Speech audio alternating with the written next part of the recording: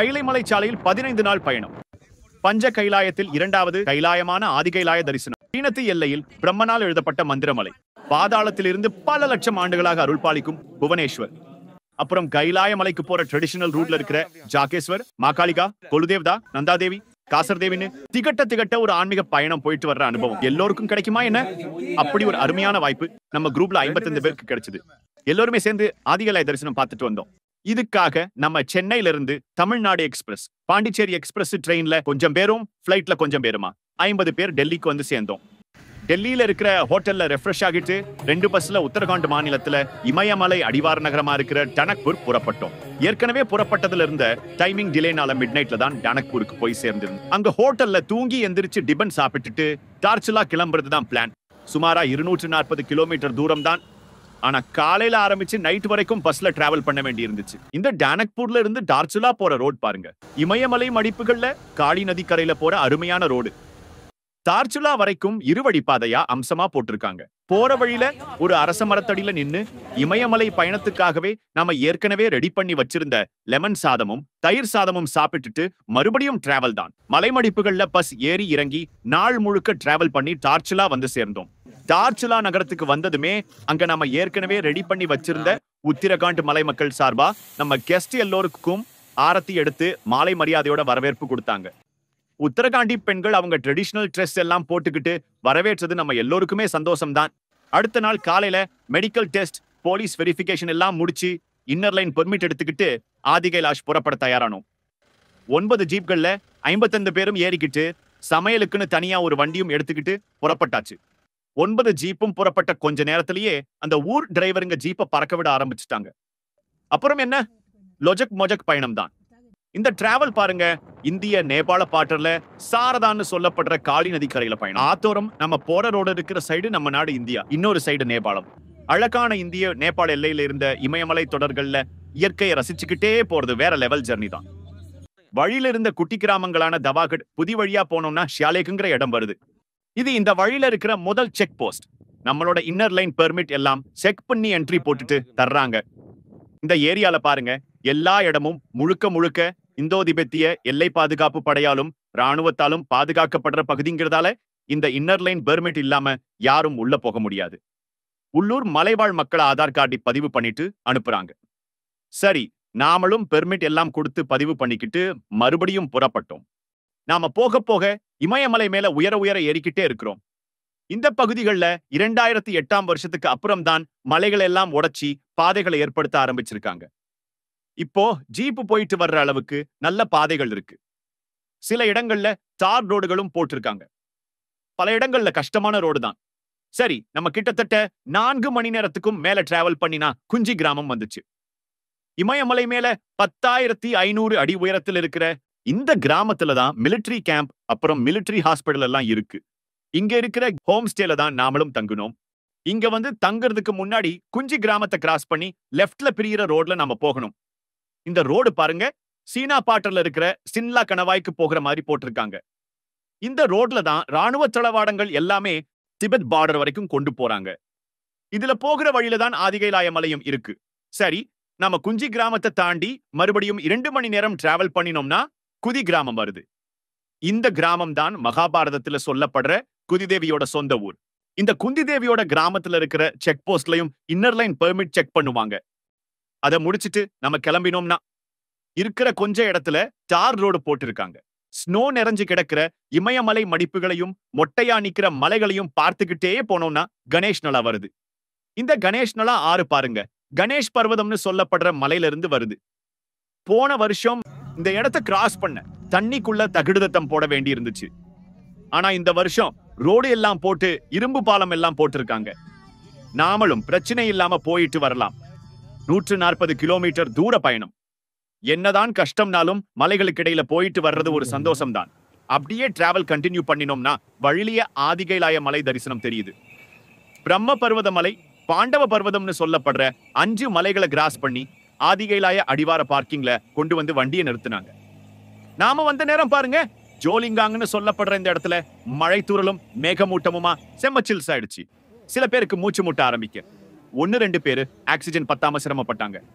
அப்புறம் பக்கத்துல இருக்கிற மிலிட்டரி மெடிக்கல் கேம்ப்ல ஆக்சிஜன் கொடுத்தாங்க. மழை பெய்யுற கிளைமேட்ல மேகமூட்டத்துல ஆதிகைலாய தரிசனம் முழுக்க மேகங்களா மறைச்சிருச்சு. எல்லோரும் அங்க நின்னு மனதார வேண்டிக்கிட ஆரம்பிச்சோம். இன்னும் கொஞ்ச நேரத்துல சென்ட்ரல் மினிஸ்டர் நட்டா ஆதிகைலாய தரிசனத்துக்கு வந்ததாலே நம்மளையும் கொஞ்ச நேரம் நிறுத்தி வச்சாங்க. அதுலயும் ஒரு நல்லது பாருங்க, நம்ம குரூப் எல்லோரையுமே குதிரையில போக வேண்டிய பார்வதி சரோவருக்கு ஜீப்லயே போகவும் அனுமதிச்சாங்க. நம்மவங்களும் ஜீப்ல போய் பார்வதி சரோவர்ல இருக்கிற சிவபார்வதி கோவில்ல சாமி தரிசனம் பண்ணினோம். அதுக்கு முன்னாடி ஆதிகைலாய மலை பத்தி தெரிஞ்சுக்கணும் இல்லையா? ஐயன் ஈசன் குடியிருக்கிற இமயமலையில ஏராளமான அதிசயங்கள் கொட்டி கிடக்குது. அதுல முக்கியமானது பஞ்ச கைலாய மலைகள். இந்த பஞ்ச கைலாய மலைகளை ஐயன் ஈசனோட வடிவமா பல ஆயிரம் வருஷமா கும்பிட்டு வர்றாங்க. திபெத்ல இருக்கிற பெரிய கைலாயம்னு சொல்லப்படுற மானசரோவர் கைலாயம் பஞ்ச கைலாய மலைகள்ல முதலாவதாவும், அந்த மானசரோவர் கைலாயத்துக்கு நம்ம நாட்டில இருந்து உத்தரகாண்ட் வழியா போற வழியில இருக்கிற ஆதிகைலாய மலை இரண்டாவது கைலாசமாவும் கும்பிடுறோம். இது தவிர இமாச்சல பிரதேசத்துல இருக்கிற 3 கைலாசங்களா கின்னர் கைலாசம், மணிமகேஷ், ஸ்ரீகந்த மகாதேவ மலைகள் திகழ்ந்துட்டு இருக்கு. இதுல இரண்டாவது கைலாயமா இருக்கிற இந்த ஆதிகைலாய மலையில தான் சிவபெருமான் தங்கினாராம். பார்வதி தேவி வேண்டுகோளுக்கு இணங்க அவர் தவம் பண்ணுனதோட அம்மையப்பனா ஆதிகைலாய மலையா நமக்கு அருள் தர்றார். இலங்கை வேந்தன் ராவணனோட வேண்டுதலை ஏத்துக்கிட்டு 10 தலைகள் 20 கைகளை சிவபெருமான் கொடுத்ததும் இந்த ஆதிகைலாயம் தான். இப்படி வேண்டவங்களுக்கு வேண்டுன வரம் தர்ற ஆதிகைலாயத்துக்கு வந்து நிக்கிற வரம் நமக்கு கிடைச்சதே பெரிய பாக்கியம் தான். 16,000 அடி உயரத்துல வந்து நின்னும் மழை வர்ற கிளைமேட்ல மேகம் மூடியதால எல்லோருக்குமே கொஞ்ச நேரம் வருத்தம் தான். பக்தர்கள் மனம் வருந்தினா சிவபெருமான் இறங்கி வரமாட்டாரா என்ன? ஆதிகைலாயத்தை சூழ்ந்திருந்த மேகக்கூட்டம் கொஞ்சம் கொஞ்சம் விலகி போக ஆரம்பிச்சது பாருங்க. காவாய் கனகத்திரளே போற்றி, கைலை மலையானே போற்றி போற்றின்னு சொல்லி எல்லோரும் பரவசமா தரிசனம் பண்ணினோம்.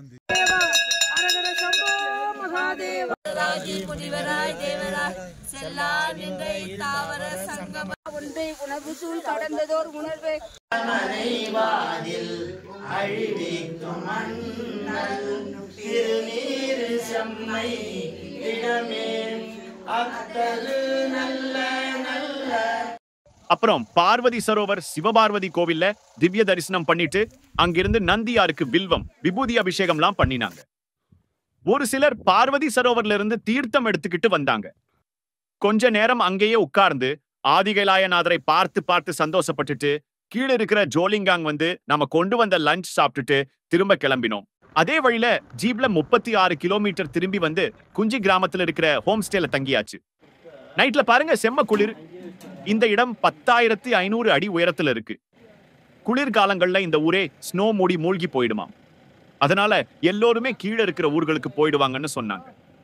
குஞ்சி கிராமத்துல வெடவெடக்கிற குளிர்ல தங்கிட்டு நம்ம குக் போட்டு தந்த புரோட்டாவும் சால்னாவும் சாப்பிட்டுட்டு ரெஸ்ட் எடுத்தோம். அடுத்த நாள் அதிகாலையிலேயே புறப்பட்டு ஓம்பர்வத பயணம். இந்த பயணம் 26 கிலோமீட்டர் தூரம் தான் இருந்துச்சு. இதுதாங்க ரியல் கைலாஷ் மானசரோவர் ரோடு. சீனாவின் திபெத்ல இருக்கிற பெரிய கைலாய மலைக்கு போற பாதை. பல ஆயிரம் வருஷமா நம்ம மக்கள் இந்த வழியில தான் நடந்தும் குதிரையிலையும் போயிட்டு வந்துட்டு இருந்திருக்கிறாங்க. இன்னும் சொல்ல போனா நம்ம சுந்தரர் கையிலை போனதும் காரைக்கால் அம்மையார் கையிலை மலைக்கு போனதும் இந்த வழியாகத்தான் இருக்க முடியும். இந்த ரோட கடந்த 10 வருஷத்துல கஷ்டப்பட்டு தயார்படுத்திட்டு வர்றாங்க. மலைகளை எல்லாம் உடைச்சு ஓடைகளை மறிச்சு இப்போதைக்கு ஜீப் உள்ளிட்ட வாகனங்களும் ராணுவ வண்டிகளும் போயிட்டு வர்ற அளவுக்கு பண்ணி இருக்கிறாங்க. ஆதிகைலாயம் போற வழியை விட இது கொஞ்சம் கரடுமுரடாத்தான் இருக்கு. இப்பவே இவ்ளோ கஷ்டம்னா பல ஆயிரம் வருஷங்களுக்கு முன்னால காட்டு வழியில எவ்வளவு கஷ்டப்பட்டு கைலாய மலை போயிருப்பாங்க பாருங்க. நம்ம அப்படியே டிராவல் கண்டினியூ பண்ணினா காலாபாணி தாண்டி குண்டு குழிகள்ல லொஜக் மொஜக்னு ஜீப்ல 2 மணி நேரம் போனோம்னா ஓம்பர்வத மலை தெரியுது. இன்னும் கொஞ்ச தூரம் போனோம்னா ஓம்பர்வத வியூ பாயிண்ட்னு சொல்லப்படுற நாபிதாங் கேம்ப் வருது. அங்க இருந்து ஓம்பர்வத தரிசனம் பண்ணினோம். பிரம்மனால் மிகப்பெரிய மலையில எழுதப்பட்ட இந்த பிரணவ மந்திரம் சிவ வடிவமா கருதி பூஜித்து கும்பிடுறாங்க. நாமளும் மனசார கும்பிட்டுட்டு பக்கத்துல இருக்கிற பார்வதி நாபிமலை பார்த்து தரிசனம் பண்ணலாம். 16,500 அடி உயரத்துல ஓம்பர்வதத்துக்கு முன்னாடி தியானம் பண்றது ஒரு தெய்வீக அனுபவம் தான். கொஞ்ச நேரம் அங்கே ஓமலை தரிசனம் பண்ணிட்டு இருந்தோம். இந்த ஓம்பர்வத மலை வியூ பாயிண்ட்ல இருந்து 7வது கிலோமீட்டர் தூரத்துல தான் லிப்புலேக் கணவாய் இருக்கு. அங்கிருந்து பெரிய கைலாயம்னு சொல்லப்படுற மானசரோவர் கைலாயம் தரிசனம் பண்ணலாம். நாம எவ்வளவோ ட்ரை பண்ணியும் அந்த இடத்துக்கு போக நம்மள அனுமதிக்கல. அதனால ஓம்பர்வத தரிசனம் பண்ணிட்டு திரும்பி ஜீப்ல புறப்பட்டோம். திரும்பி வர்ற வழியில காலாபாணி காளி கோவில்ல சாமி தரிசனம் பண்ணினோம். இந்தோ திபெத் பாதுகாப்பு படை இந்த கோவிலை கட்டியிருக்காங்க. காளி நதி இந்த கோவில் இருக்கிற இடத்துல இருந்து தான் உற்பத்தியாகி ஓடி வருது. காளி தேவியையும் கும்பிட்டுட்டு மலைக்கு எதிரில் இருக்கிற வியாசர் குகையும் பார்த்துட்டு புறப்பட்டு குஞ்சு வந்து சேர்ந்தோம். குஞ்சி ஹோம் ஸ்டேல லஞ்ச் சாப்பிட்டுட்டு அங்கிருந்து சுமாரா 100 கிலோமீட்டர் தூரம் இருக்கிற டார்ச்சலாவுக்கு திரும்பி வந்தோம். வர்ற வழியில மழை ஆரம்பிச்சிடுச்சு. நாம வரும்போதே சில இடங்கள்ல லேண்ட் ஸ்லைட் ஆகி கற்கள் எல்லாம் உருண்டு ரோட்ல விழ ஆரம்பிச்சிடுச்சு. நம்ம குரூப் எல்லோரும் எந்த பிரச்சனையும் இல்லாம கீழே வந்து டார்ச்சுலாவுல தங்கினோம். அடுத்த நாள் காலையில புறப்பட்டு டார்ச்சுலாவுல இருக்கிற நேபாள பகுதி மார்க்கெட்டுக்கு போனோம். பார்டரை கிராஸ் பண்ணி நேபாளத்துக்குள்ள வந்து அங்கிருந்த பாரம்பரியம் மிக்க மார்க்கெட்டை சுத்தி பார்த்தோம். ஒரு காலத்துல திபெத்துக்கும் நம்ம நாட்டுக்கும் இடையில முக்கிய சந்தையா இருந்த இந்த மார்க்கெட் இந்தியா சீனா போருக்கு பின்னாடி நம்ம ஊர் பொருட்களுக்கான மார்க்கெட்டா மாறிடுச்சு. ஆனாலும் அவங்க நேபாள நாட்டு பொருட்கள் வாங்குறதுக்காக இங்க வந்து சுத்தி பார்த்துட்டு வர்றது வழக்கம். நாமளும் சுத்தி பார்த்தோம். சில பேர் சில பொருட்களை வாங்கினாங்க.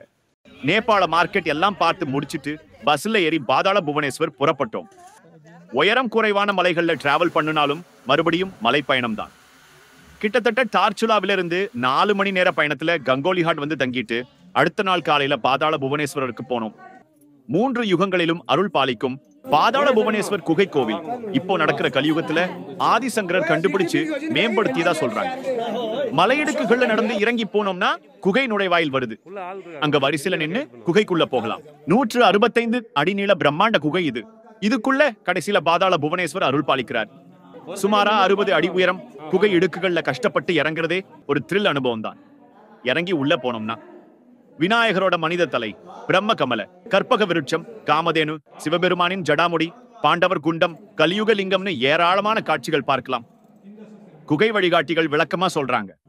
எல்லாம் பார்த்துட்டு பக்தி பரவசமா பாதாள புவனேஸ்வரர் தரிசனம் பண்ணிட்டு மேலே வந்தோம். அங்கிருந்து ஈவினிங்ல புறப்பட்டு உக்கிரகாளியா இருக்கிற கங்கோலிஹாட் ஹாத் காளிகா சக்தி பீடத்தை தரிசனம் பண்ணினோம்.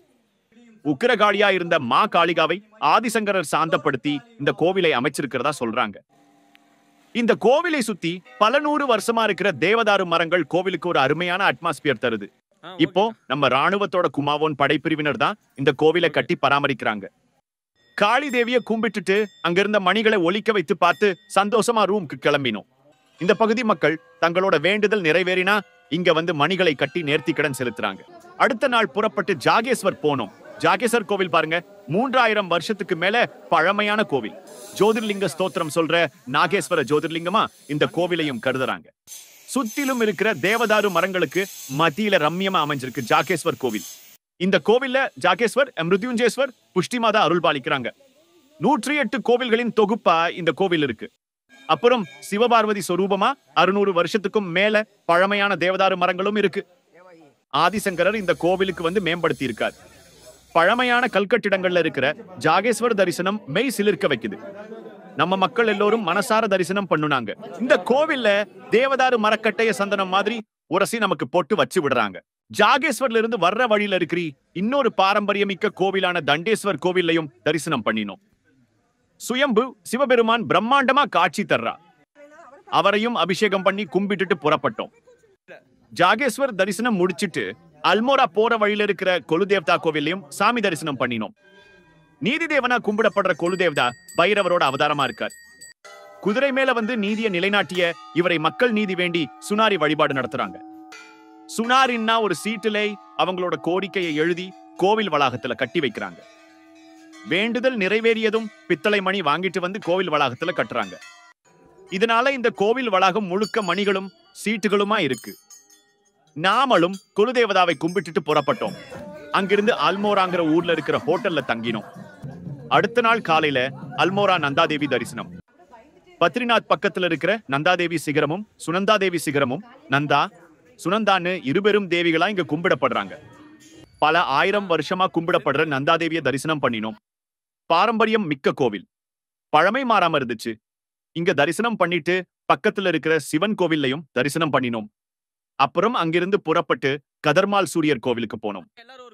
இந்தியாவில் இருக்கிற 7 சூரியனார் கோவில்ல இந்த கோவிலும் ஒண்ணு. சுமாரா 2000 வருஷம் பழமையான இந்த கோவில் கம்பீரமான கல் கட்டிடமா கட்டியிருக்காங்க. 7 குதிரை பூட்டின தேர்ல சூரியனார் உட்கார்ந்து அருள் பாலிக்கிறார். பார்க்கிங்ல இருந்து கதர்மால் மலை மேல நடந்து போறதுக்கு அற்புதமா கல் நடைபாதை எல்லாம் கட்டி வச்சிருக்காங்க. அதுல நடந்து போய் சூரியனாரை தரிசனம் பண்ணிட்டு கொஞ்ச நேரம் அங்க தியானம் எல்லாம் பண்ணிட்டு புறப்பட்டோம். கதிரவா ஆதித்யா அருணா பாஸ்கரா அலரி பானுவே அலாலவா திவாகரா தினகரா ரவி பரதியே செங்கதிரவா. அப்புறம் அங்கிருந்து நாம புறப்பட்ட இடம்தான் காசர்தேவி கோவில். காசர்தேவி கோவில் நவதுர்க்கை அவதாரமான கார்த்திகேயனி அவதாரமா கருதப்படுது. 6900 அடி உயரத்துல இருக்கிற இந்த கோவில்ல உலகத்திலேயே அதிக அளவுல காஸ்மிக் எனர்ஜி இருக்குன்னு அறிவியல் பூர்வமா நிரூபிக்கப்பட்டிருக்கு. இங்கிலாந்துல இருக்கிற ஸ்டோன் ஹெட்ஜ் மலை, பெருநாட்டுல இருக்கிற மச்சு பிச்சு மலைக்கு அடுத்ததா காசர்தேவி மலையில தான் இது மாதிரி காஸ்மிக் எனர்ஜி இருக்கு. இதனால இந்த மலைக்கு ஞானிகள், சயின்டிஸ்டுகள், ஃபாரினர்கள் எல்லாம் படையெடுத்து வர்றாங்க. சுவாமி விவேகானந்தர், நீம் கரோலி பாபா உள்பட ஏராளமான ஞானிகள் இங்க வந்துட்டு தியானம் பண்ணி இருக்கிறாங்க. நாமளும் காசர்தேவி கோவில்ல சாமி கும்பிட்டுட்டு கொஞ்ச நேரம் தியானம் பண்ணிட்டு வந்தோம். அங்கிருந்து புறப்பட்டு பீம்தால் போற வழியில இருக்கிற ஃபேமஸான ஆசிரம கோவிலான நீம் கரோலி பாபா போனோம். வழியெல்லாம் டிராபிக் கூட்டம், வெயில்னு கஷ்டப்பட்டு நடந்து போய் பார்த்துட்டு வந்தோம். அடுத்ததா நம்ம போன இடம் பீம்தால் ஏரி. மகாபாரத காலத்துல பீமனால் உருவாக்கப்பட்ட பீம்தால் ஏரியும் அவரால் நிர்மாணிக்கப்பட்ட பீமேஸ்வர் கோவிலும் இந்த பகுதிக்கு தனித்துவமான அடையாளம். ரொம்ப அழகா பரவி கிடக்கிற பீம்தால் ஏரியில போட்டிங் போறது அற்புதமான அனுபவம். பீமேஸ்வர் கோவில்ல சிவலிங்க தரிசனம் பண்றது அதை விட அற்புதம் தான். நாமளும் சனி பிரதோஷ நாள்ல பீமேஸ்வர் தரிசனம் பண்ணினோம். நம்ம குரூப்ல வந்தவங்க பீமேஸ்வரருக்கு அபிஷேகம்லாம் பண்ணி மனசு நிறைய தரிசனம் பண்ணினாங்க.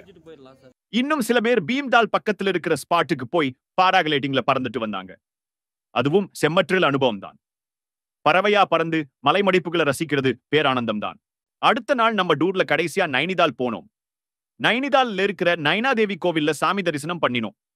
இந்த நைனாதேவி கோவில் பார்த்தோம்னா முக்கியமான சக்தி பீடமா கருதப்படுற கோவில். இந்த நைனாதேவி ஏரியில தான் சக்தி தேவியோட கண்கள் விழுந்ததா நம்பப்படுது. இதனால தெய்வீகமான இந்த ஏரியையும் நைனாதேவி கோவிலையும் தரிசிக்க நிறைய பேர் வர்றாங்க. நைனிதால் ஏரியில போட்டிங் எல்லாம் போய் என்ஜாய் பண்ணினாங்க. இப்படி ஷெட்யூல்ல எல்லா கோவில்களையும் இடங்களையும் மிஸ் பண்ணாம பார்த்ததுல எல்லோருக்கும் சந்தோஷம். நம்ம தமிழ் அஞ்சல் சார்பா ஆதிகைலாய் யாத்திரையை சிறப்பா முடிச்சதுக்காக எல்லோருக்கும் ஆதிகைலாய் ஸ்ரோன்மணின்னு ஒரு விருதும் வழங்கினோம். நம்ம டூர்ல எத்தனையோ நல்ல விஷயங்கள் இருந்தாலும் சில குறைகளும் இருந்துச்சு. சில இடங்கள்ல நடக்க வேண்டியதா இருந்தது. ஷெட்யூல் லேட் ஆனது, சிலருக்கு டென்ஷன். எல்லாத்தையும் அட்ஜஸ்ட் பண்ணிக்கிட்ட நம்ம யாத்ரிகள் எல்லோருக்கும் பெரிய நன்றியை தெரிவிச்சுக்கிறோம். இது மாதிரி ஆதிகைலாய யாத்திரை போகணும்னா எங்களுக்கு பேசுங்க.